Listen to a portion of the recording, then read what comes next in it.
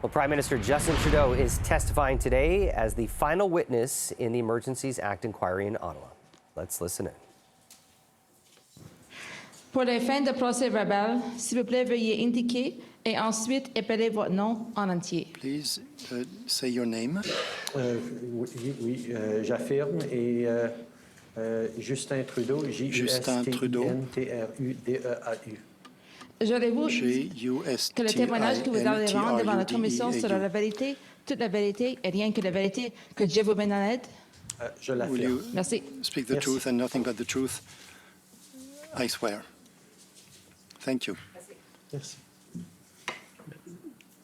Just before we get started, as I understand it, as you heard, there will probably be some testimony in English and some in French. So please, if you need translation equipment, you should have it at hand. Okay. Good morning, Prime Minister. Morning. Thank you for being here. So we'll start with the routine housekeeping. You recall being interviewed by Commission Counsel on September 9th of this year? Yes. Okay. And after that interview, Commission Counsel prepared a summary of your interview. Yes. For the record, we don't need to call it up, Mr. Clerk, but it's WTS.5084. And Prime Minister, you reviewed that summary and you can confirm that it's accurate to the best of your knowledge? Yes. Okay, and I'll add there that, of course, it's a summary. It's not an exact transcript of your words, but it's a prepared summary, and we're all aware of that. So, Prime Minister, as you know, you are the final witness to testify before the Commission. So at this point, the Commission has heard a lot of evidence about the events of January and February leading up to your government's decision to declare a public order emergency on February 14th. But what we haven't heard yet is your perspective. So your own perspective, your viewpoint, both as the Prime Minister leading the country through these events and the decision maker in the government's ultimate decision to invoke the Emergencies Act for the first time in that Act's history. So we have 2 hours together this morning, and I anticipate that the examination is going to proceed in 2 parts. The first part will consist of fairly specific questions taking you through the chronology of events, often with reference to documents that have been adduced before the Commission, readouts of your own calls.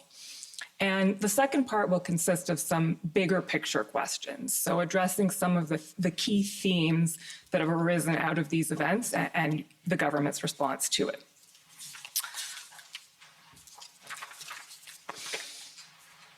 So let's start with the chronology of events, and I'll warn you, we're going to fly through this pretty quickly. 2 hours is not a lot of time to fly through everything that happened between these days, but if ever you feel like you need to add in some narrative or explanation, please feel free to do so.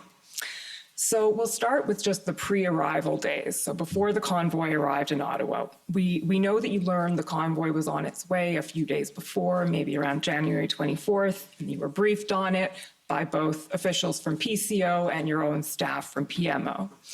Can you recall what your expectation was at that point? So you've been briefed, the convoy is on its way. What did you anticipate was going to happen? Mais on avait vu pendant les mois qui ont précédé So in the preceding months, un niveau we de had seen a certain frustration level et of frustration, de dissatisfaction avec les politiques gouvernementales par rapport au mandat, par rapport à la with regard vaccination. to the Et on avait vaccine entendu de la mandate. rhétorique assez corsée And we had de la heard part some de plusieurs strong personnes à language travers le pays. emanating from several people across the country. C'était un reflet aussi de ce qu'on This avait also vu pendant la campagne électorale. reflected C'était what we had passé seen during 6 mois avant. the Alors, election campaign de voir 6 months que prior, ces groupes allaient venir so manifester when we à saw Ottawa, that those groups on were s'attendait coming un petit peu down to au genre Ottawa, de rhétorique et we à were l'intensité expecting to qu'on some avait vu, mais, activity and strong language around that, things that we had already seen. However, we regularly see demonstrations across the country. We pay attention to those, and we try to be prepared for those events. Question. You spoke about the electoral campaign. Could you elaborate on that, please? La campagne électorale avait été un moment The electoral campaign où on a was pu a time consulter les Canadiens when directement Canadians could be sur les mesures consulted directly qu'on voulait, on the measures amener that we pour wanted protéger la to santé implement to publique, protect c'est-à-dire public health. spécifiquement, More specifically, des exigences de vaccination the pour quiconque voulait embarquer dans un train, vaccine dans un mandate avion, for people who wanted to ou use bien, public travailler transit, pour la fonction publique or people who fédérale. wanted to work for the Et c'était federal, des gros federal enjeux, une grosse public service. décision That de was a major limiter decision l'accès au to transport, limit access to fédéral public comme ça. transportation. Donc, pour moi, c'est And important so, que les Canadiens puissent se prononcer It sur was cet very enjeu-là. important that C'est sûr qu'on Canadians le faisait could ancré dans les speak their recommandations de mind santé publique, dans le désir with de regard garder to les this. gens en santé, en We sécurité. want to keep people Mais je healthy pense and que safe. c'était tout à fait approprié And I thought it was totally qu'on appropriate ait des débats robustes to à travers have le pays healthy sur and ces strong enjeux-là. debates Et on c'est those exactement ce issues. qu'on a eu And pendant that's les exactly élections. Il y what avait happened during the plusieurs partis qui elections. étaient en Several faveur, parties were de ce que nous for proposait. Il y en avait what d'autres we qui étaient were farouchement saying, opposés. others were strongly Et les against. Canadiens, And pendant cette campagne électorale, ont pu se Canadians during this prononcer. campaign could Mais ce speak qu'on their a minds. aussi vu, et ce que moi et mon équipe et mes What candidats ont vu en particulier, we also c'est un saw, niveau my team and myself, de manifestation, we saw a de certain level frustration, of frustration, et de of demonstration, and of d'agression, au moins a certain level of d'intensité aggressiveness. d'émotion. let's say, a certain intensity of emotions with regard to that campaign, with regard to what we were proposing. And that exceeded what we had seen in prior political events or such campaigns. So there, we could see that there was potentially a strong intensity. We saw that in the few months prior, and we were suspecting this could reach up to Ottawa with that convoy. Just to sum that up, and I'll switch back to English. I think we'll probably be switching back and forth a few times. You saw the protest coming and you've been briefed on it, and as you said, Ottawa's used to dealing with big protests, but there was maybe a hint that something could be a little bit different here. So there was a hint of worry there. And then, of course, we know that the convoy arrived started arriving on the 28th and then went into full swing on the 29th. What was that first weekend like when the convoy arrived from your point of view? Well, first of all, one of the things that we noted in the run-up to the arrival was a bit of a disconnect between what the sort of political arms of my office were seeing and expecting from what we'd seen on social media, colored by our experiences from the campaign that was only a few months before, contrasted with the assurances by whether it was Ottawa Police Services or even the public service, that this was just a normal, quote unquote, style of protest that we see on the Hill fairly regularly. And there was already a little bit of worry that this might be a different brand of event than Canadians were used to seeing. And we certainly saw during the first weekend that the expectations that the police had said that they would simply go home, the ability to keep it under control was not exactly there. Okay, and I think starting on that Sunday, you made a few calls to various MPs in your Ottawa caucus, sort of checking in and seeing how people were doing, because there was a level of concern there. So on that note, I'll ask Mr. Clerk to please pull up ssm.can.nsc402813.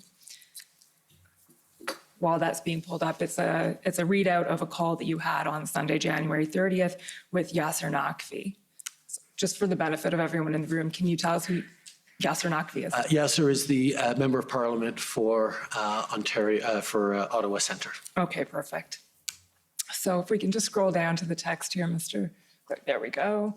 So, hey, Yasser, how are you, PM? How are you doing, and how are folks in the community? And Mr. Naqvi says, very dire. Community feels under siege. You can imagine number of trucks, rigs, honking. For them, it's a party, but they forget it's also a neighborhood, especially low-income families. I've been getting a lot of feedback. Also been in touch with Marco, that's Minister Menachino, Bill, I assume Minister Blair, and local officials, finding ways to make sure these folks are not part of residential streets. Tonight will be challenging. And you say, I feel so gutted for so many people who are just in such a difficult situation. It's not just disruption, but there's a lot of hateful rhetoric going on. Are you seeing some of that?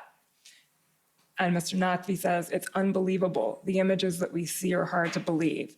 Saw a life-size poster on a truck of Hitler and your name. Well, we've been listening to testimony from Prime Minister Justin Trudeau as he takes a stand as the final witness in the Emergencies Act inquiry in Ottawa. We are going to have a lot more on this throughout the afternoon. We're going to head back live to Ottawa, where Prime Minister Justin Trudeau is testifying today as the final witness in the Emergencies Act inquiry. Let's listen in. 2812. So, Prime Minister, this is moving on to the next day. So that'll be Monday, the 31st. I think at some point there was some hope or expectation that the convoy might disperse by Monday, but it didn't. And at that point, you have a call with Mayor Jim Watson of Ottawa. So we'll just look at a couple of things here. The initial reference is to a press conference you've done, and he tells you hit it at the park, hit all the right notes. And then says these people had their time and need to move on. So he's and he's trying to get this across to the chief of police, be Chief Slowly. So Mayor Watson is obviously very focused on putting an end to the protest if he can. Scrolling down then, that last bit, JW, that's Mayor Watson. Chief of Police said it's so volatile, but kept under control so far. Trucks are starting to leave, but the diehards chained themselves to this. It's unfortunate for people living in the neighborhood. Chief of Police spoke to Chief Lucky, and we need a few more sources. I think that probably means resources, and you say that's for sure. And then it goes on. He says, scroll a little more.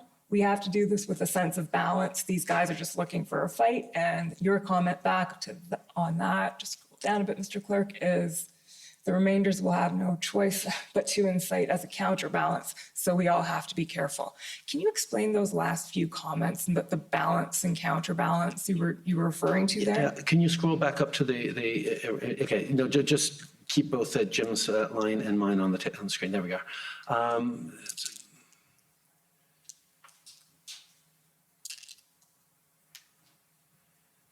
Yeah, I mean, these calls were very much about me understanding what's happening from a local sense, and there was expression in this that there were some people who were more intense in the protests than others. Some were just along to be part of something that they agreed with. Others were really shaping it and draining it, and I think. I believe, I'm not entirely sure what I was saying there. I'm not sure the transcript is exactly right either, but it's enough. This sense that we didn't want to further provoke, but we need to be firm in standing up for people. We need to encourage people to leave, but if they see that the numbers are starting to dwindle, the ones who remain will be more intense. So there's a sense already that as we manage this, we have to be careful. We want to make sure that we support and protect people living in the city, that we're allowing for life to get to normal despite this protest, without inciting any reactions that amplify the thing further. Okay, that's helpful. Thank you. The next one, Mr. Clerk, is ssm.can.nsc 402814. So now we're at Wednesday, February 2nd, and this is a call that you have with Anita Vandenbeld. So again, can you tell us, Prime Minister? We are listening to Prime Minister Justin Trudeau testify as the final witness in the Emergencies Act inquiry in Ottawa. There's been a lot of key cabinet ministers testifying earlier this week, and he is the final witness in this inquiry. We'll have more on this throughout the morning. Here at home, Prime Minister Justin Trudeau is testifying today as the final witness in the Emergencies Act inquiry in Ottawa. Let's listen in live. So, Mr. Mayor Watson here brings up the expression whack-a-mole, which we've heard several times in the commission. It's fighting a losing battle. We don't have enough police. And you reply that, well, that's entirely right. I know we're looking carefully at that. We're looking at the resourcing. And then you say on the Ottawa policing side, you've seen, as I have, some concerns on how things were handled from the beginning. And then you ask about Mayor Watson's relationship with the police chief and how they're working together. And you observe that there are moments where Mayor Watson is saying one thing and the chief is saying another, and ask if there's anything you can do about that. So just briefly before we go on, can you comment on that a little bit and the Ottawa policing situation to the extent that you were briefed on and aware of it? One of the things we'd said from the very beginning to the RCMP and to the Commissioner of the RCMP and to government in general, that if there was anything we could do to support the Ottawa Police Services in what they were doing, if we had resources or abilities, because there is a federal presence in this capital city, we should do it. That we were there to be helpful. I instructed Brenda to try and do whatever she could to send support to the city of Ottawa. What we got back, or what we had heard, as I recall, were different numbers from what the mayor said Ottawa needed to what the police chief was saying they needed. And the one thing that the commissioner made clear to me was they needed to know that if they were deploying resources, that they were going to be appropriately used, that there was a plan for that. And we see it sometimes in requests for assistance across the country, where someone will say, "We need 20,000 police officers," or we need the military to come in with 1,000 troops, or we need this or that in RFAs. And part of our due diligence is, okay, what do you need them for? What are you going to be doing them for? Because, for example, if you're sending in military, as we did in Hurricane Fiona, to help clear power lines, as was necessary in Atlantic Canada, in no situation do military members engage in policing activity. And there was a sense that maybe they could be directing traffic. And we have to make sure, no, they're not police. Military isn't there to play police roles. And that's why we always have questions that, okay, we're going to send resources, but we need to know how they're going to be deployed. And there wasn't always that clarity around what the plan was, how many they actually needed, how they were being used, and how they were, where they were going to be best deployed. Okay. Just keep scrolling down, please, Mr. Clerk. I'll tell you when to stop. Keep going, please. Oh, no, I'm sorry, I missed it. There we go. So Mayor Watson says, "I'm going to ask after this phone call whether the federal government will live up to its commitment. We need boots on the ground very shortly. It's not dying down. It took over Metcalfe Street, blocked all of it." And you reply, "Listen, yes, you can say the federal government will be there with more resources. But again, the thing that frustrates me, and everyone is conflated, but Doug Ford has been hiding from his responsibility on it for political reasons, as you highlighted. And I suppose it's important that we don't let them get away from that. We intend to support you on that." And Mayor Watson replies, "If they keep dragging their feet, I'm happy to call them out on it. It would be nice if we got something firmed up with the federal government to shame them. Ford didn't even make an effort to come and see what's going on." So can I just ask you, Prime Minister, to comment a bit on the politics that are going on there?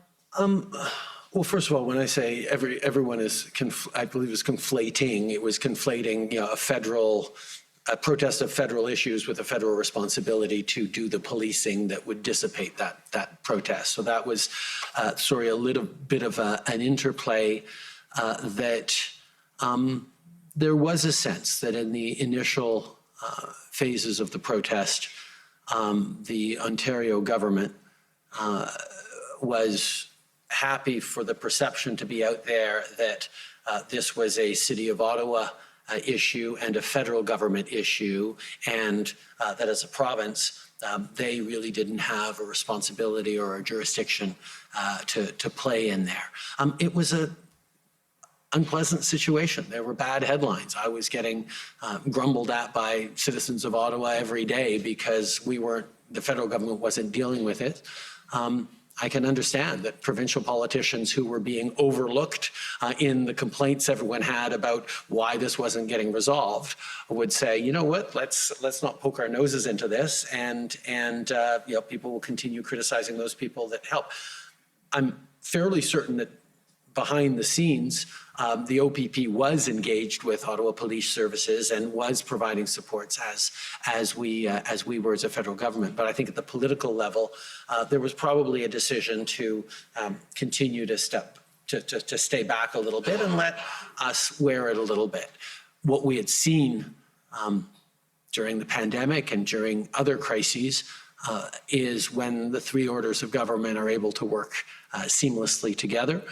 Not only does it deliver better results and better coordination, but it actually reassures citizens to see that people who are not always politically aligned at the highest levels can roll up their sleeves and work for the benefit of citizens. And that's certainly something that I've always tried to do, and I've been able to do with Premier Ford on many, many issues. But at this point in the evolution of the occupation, that wasn't something that we were able to do. And so, yes, there was a bit of frustration about it. Okay, well, and we'll see that the very next day. Okay, we've been listening to Prime Minister Justin Trudeau taking the stand, testifying on the final day of the Emergencies Act inquiry. He was just there talking about the power dynamics between, you know, the politics of speaking with Jim Watson and the province of Ontario, saying that Doug Ford was hiding from his responsibility due to political reasons, and saying that the federal government was ready to deploy resources. They did. There was just no clarity on where those resources would be deployed. Okay, let's take you back live to Ottawa, where Prime Minister Justin Trudeau is testifying as the final witness in the Emergencies Act inquiry. Let's listen in. There, so you can establish a plan that will allow itself to be deployed. There was really a sense that there was more things that could be done, and he seemed to be agreeing. Okay, and that's actually what you end up saying in the part you can't see right now of that, the next page, the paragraph. I am at least consistent. Exactly. So you say the Bridges and Tunnels Act means the federal government has something. I can't read that anymore, but the federal government has responsibility over the bridge and border. So there's a role for us to play. We're happy to play it, but nobody can get on the bridge because they're on municipal land being blocked. So we'll give you whatever resources you need. The police of jurisdiction need to do their job. If they're saying they can't do it because they don't have enough officers or equipment, we need to remove that excuse as soon as possible so they can do their work and we can prevent Ontario from becoming a laughingstock. Mr. Clerk, just scroll down to the last page, please. We'll skip over. There's some jurisdictional discussions going on there. And then just at the top of that page, please, Mr. Clerk. So this is the sort of the conclusion of the conversation. You say, what are the next steps? You've said the OPP are going in. Are they keeping you apprised, and do they understand the urgency? They can't talk this out for 3 weeks. They need to act immediately.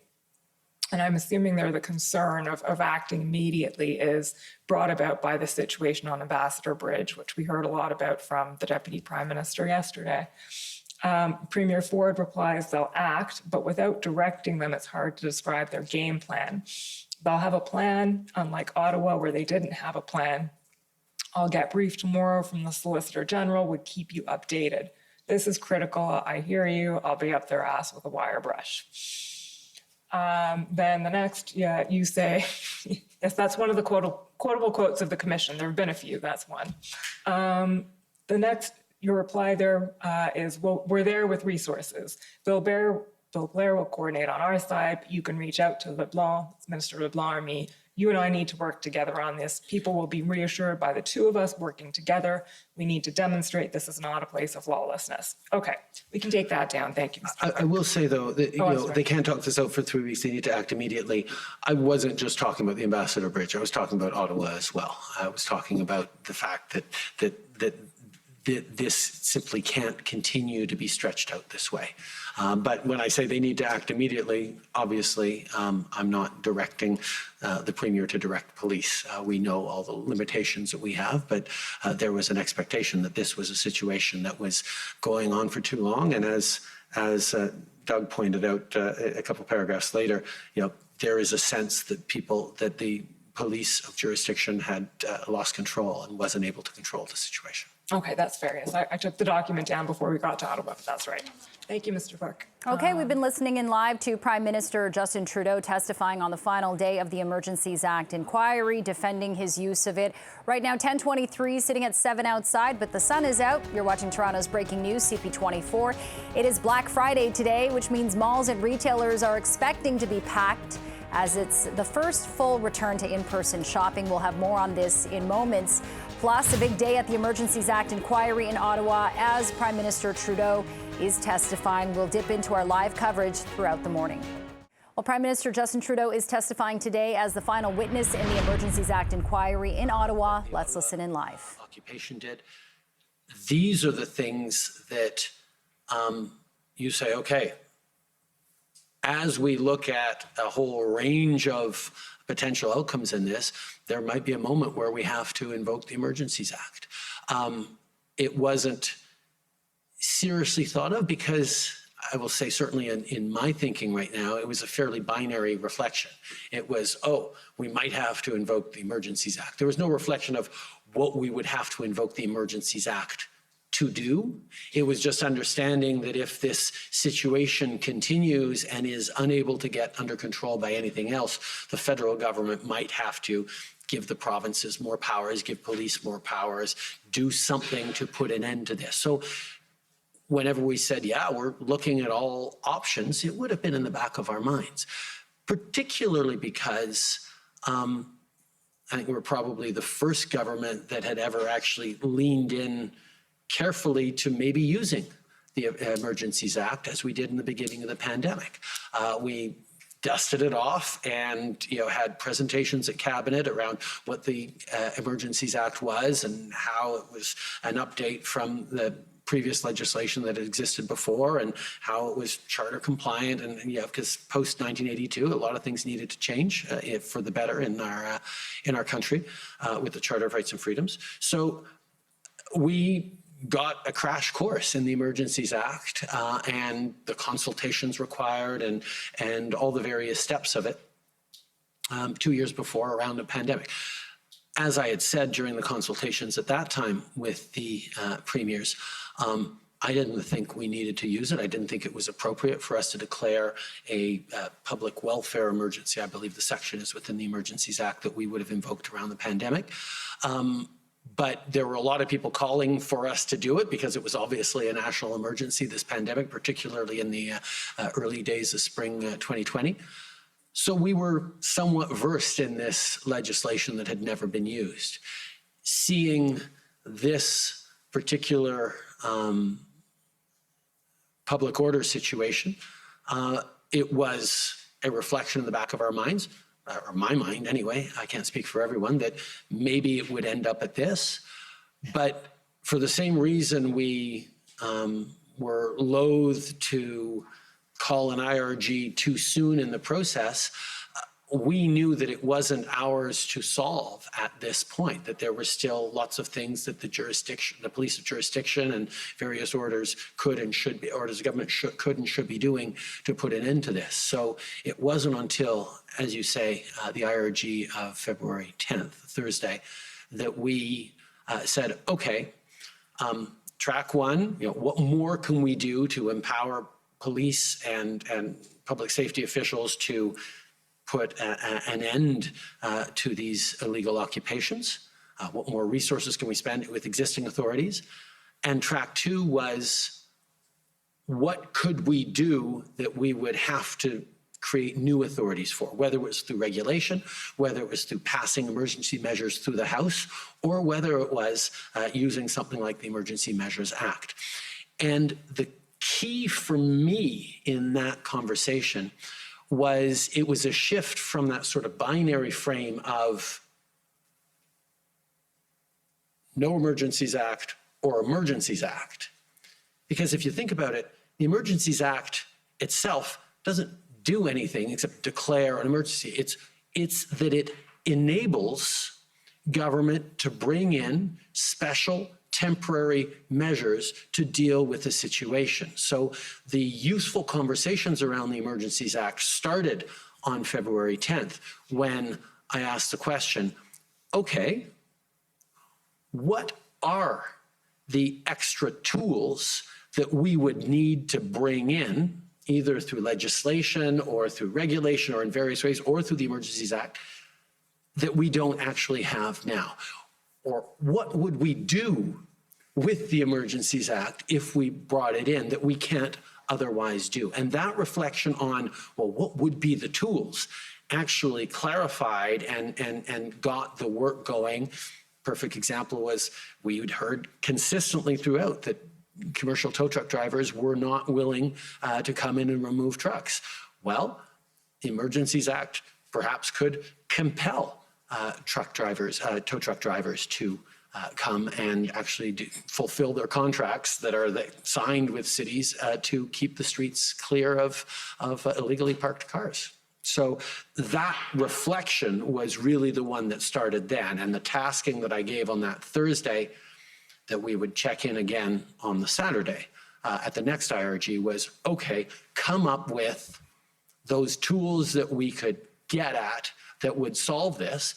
And then we'll look at, well, do we need the Emergencies Act to bring in these tools, or can we do it through another way, or can we convince a province to do it, or are there other ways of doing it? But let's figure out what are the things that would allow us to get this situation, which was out of control, back under control.